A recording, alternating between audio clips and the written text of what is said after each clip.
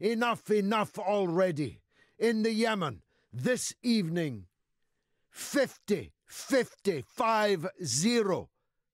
children have been slaughtered, beheaded by the Saudi Arabian Air Force. That's 50 small school children in a school bus, bombed by the Saudi Arabian Air Force, deploying bombs and rockets sold to them by us, by Great Britain, by the United States of America. A command and control cell staffed by on-loan British and American officers commands the Saudi forces in the war against Yemen, the poorest country in the Middle East. Thousands upon thousands have been slaughtered in this senseless conflict over one of the poorest patches of earth. It is an utter scandal that we continue to kiss the noses and any other part of the anatomy required of this medieval barbarism that calls itself Saudi Arabia. 50 children in one go! At one time, imagine your child was on that school bus. 1 second, the children are happily going home from school, and the next, they are ash. They are burning corpses, just like that. I don't know how they're going to get out of this one. I know that the Saudis don't give a damn. Not a damn. Last night, they beheaded a convicted Burmese prisoner and then crucified him, minus his head. These are our friends in the East. They're our best friends in the East. They're our best friends in the East for whom we are turning the world upside down. We are dancing, belly dancing, to these belly dancers, these grotesque hulks that need a block and tackle to lift them off their golden thrones. And for what? For money? How dirty does your money have to be before it'll make us turn our noses up in the face of it? I'm going to argue tonight that there can be no case for selling weapons to the Saudi Arabian dictatorship, whilst it massacres its neighbours in an illegal, aggressive war of choice, and whilst it suppresses a very substantial portion of its own people. Because according to our law, it is illegal to sell weapons to any country if those weapons might be used for internal repression or external aggression. In this case, guilty on both counts. Now guess what? The much maligned Jeremy Corbyn, more than a year ago, tabled exactly that motion in the House of Commons. Actually, it was milder than that. It was that Saudi Arabian arms sales should be suspended pending an international investigation into reports of war crimes against the people of Yemen. And more than 100 Labour MPs broke a 3-line whip and abstained on the motion. Imagine. And what a grisly crew they were. What a surprising crew they were. One of them was Ben Bradshaw, an openly out gay MP, breaking a Labour 3-line whip in defence of a Saudi Wahhabi ideology that throws men like him off high buildings. People who would never dream of condoning the death penalty in any other country, including the United States of America, broke a 3-line whip in defence of Saudi Arabia. Women Labour MPs, feminist Labour MPs, broke a 3-line whip in defence of Saudi Arabia. I argued here and elsewhere. At the time, Jeremy Corbyn should have drawn that line in the sand. Because guess what? That 100 Labour MPs keep cropping up over and over and over again. Not least on the crime that took place last night in Gaza, where amongst many others, a young pregnant mother and her 14-month-old baby girl were murdered by Israeli warplanes, by the state whose friends in the British Parliament demand that Jeremy Corbyn bow the knee and surrender to them.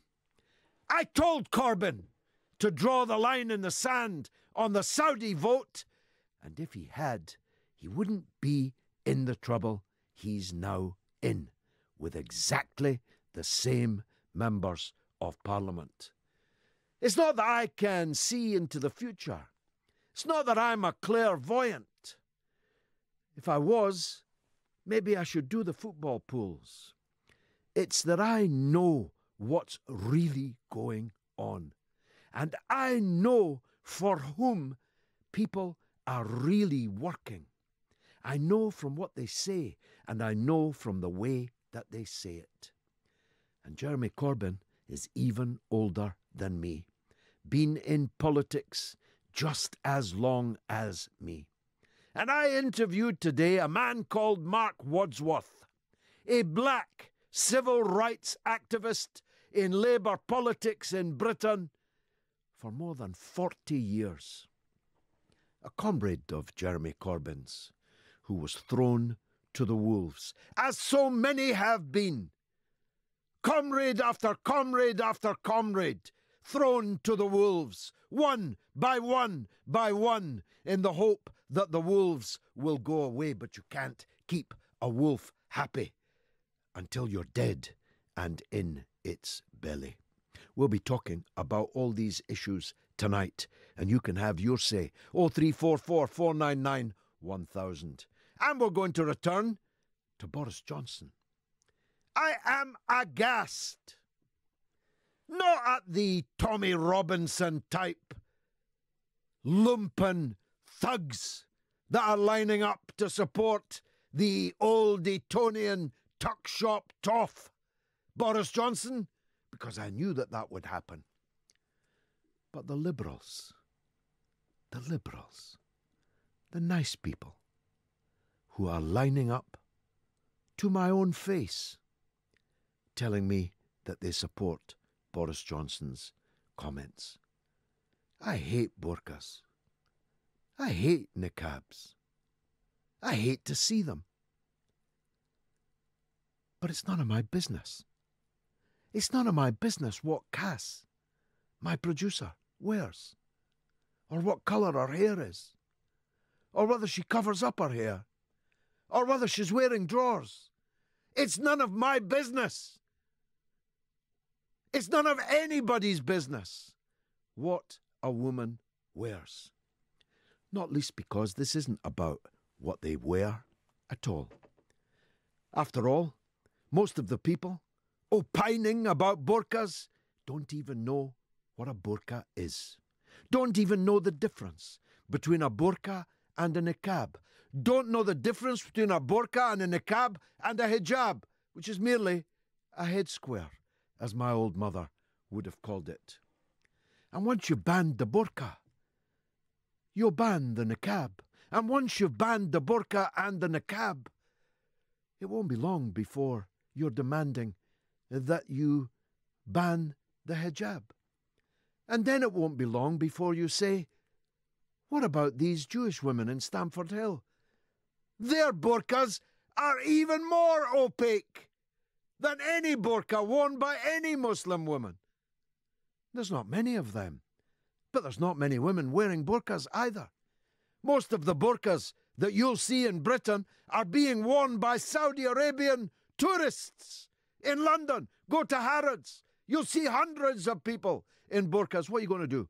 You're going to ban Saudi tourists from London? How will that work?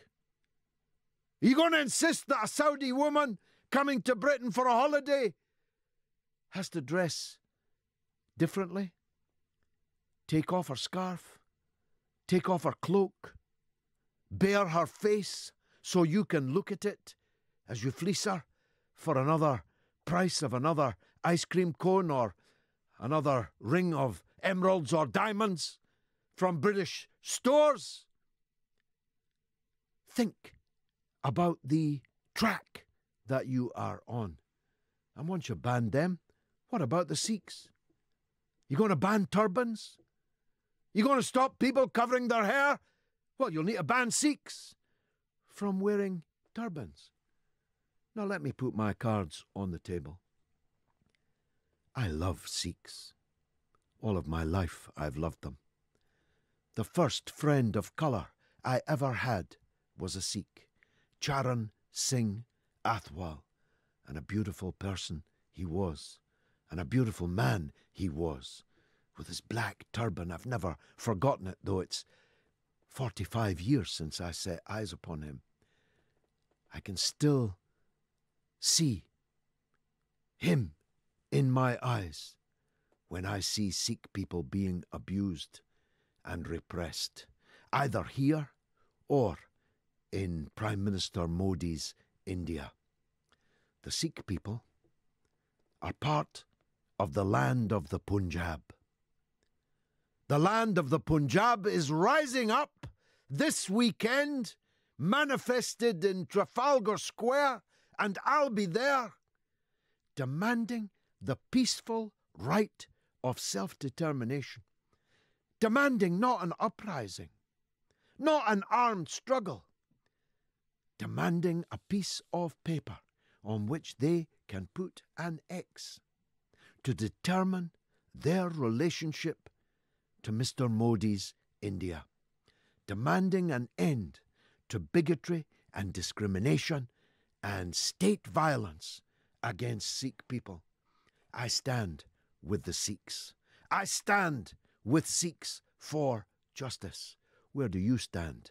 And we'll be interviewing one of the leaders of that peaceful campaign for a referendum in the Punjab in the course of this show. It's also Book Lovers Day. I'm a book lover. Are you? There are too few now, aren't there? How many people do you see reading books now? Once upon a time, you got on the London Underground, everybody was reading a book. Those that weren't reading a book were reading a newspaper. Now they're all reading their telephones. Books have changed my life. In fact, I'll tell you the book that changed my life. You might never have heard of it. It was by a man called Laurie Lee. It was called As I Walked Out One Midsummer Morning. It was a Penguin classic. I read it, and I never stopped reading again. So I want to hear from you. Which books made a difference to you? Which books changed your life? Which books do you recommend that others read so that they might change theirs? It's going to be the mother of all talk shows.